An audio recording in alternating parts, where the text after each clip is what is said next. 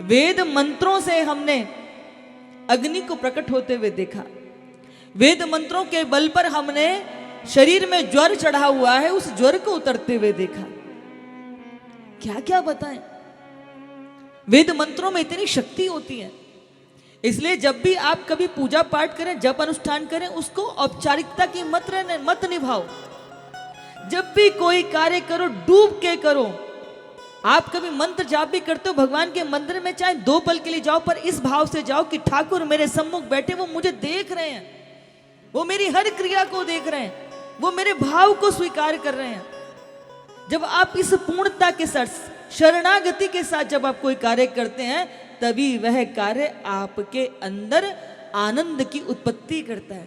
नहीं तो वो बला जैसे टालते हो। वो नारियल लेके जाते हो हनुमान जी के पास, अगरबत्ती घुमाई, नारियल चढ़ाया और भागे वहां से। नहीं बंधु, बैठो, अपना हालचाल बताओ, उनको प्रणाम करो, उनका आनंद लो, प्रभु अपनी कृपा बना के रखना। हाँ, तब तो भाव आएगा। सूरदास भगवान जो थे ना, तो सूरदास बाबा जब जाते थे प्रभु के दर्शन करने के लिए, तो हाथ में कई बार वो लालटेन पकड़ के जाते थे। तो लोगों ने कहा आपको तो दिखाई नहीं देता, ये हाथ में लालटेन लेके क्यों जाते हो?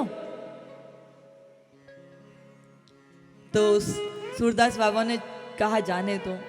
फिर बोले महाराज आज फिर आप लालटेन लेकर के जा रहे हो, क्या बात है? हाँ, आपको तो दिखाई नहीं देता, इस लालटेन को हाथ में ले जाने का क्या मतलब है? बेमतलब प्रयास करते हो, थकते हो।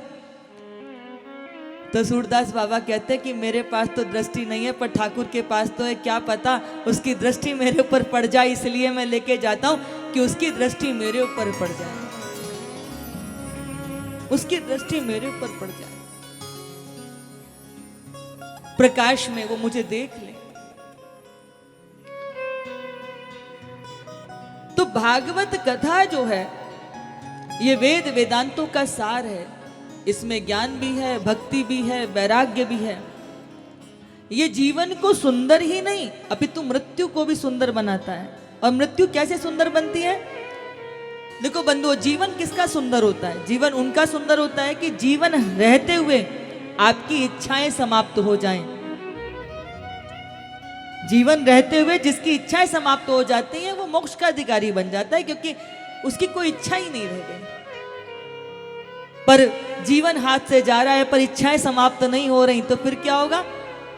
ये स्थूल शरीर छूटेगा, जीवात्मा सूक्ष्म शरीर कर्मों के हिसाब से फिर आगे का जीवन धारण करती है। और हमारी गीता कहती है कि हमारे यहाँ पुनर्जन्म होता है। यहाँ शरीर छूटता है, भगवान पुराने कलेवर को लेते हैं और नए कलेवर में हमको भेज देते हैं।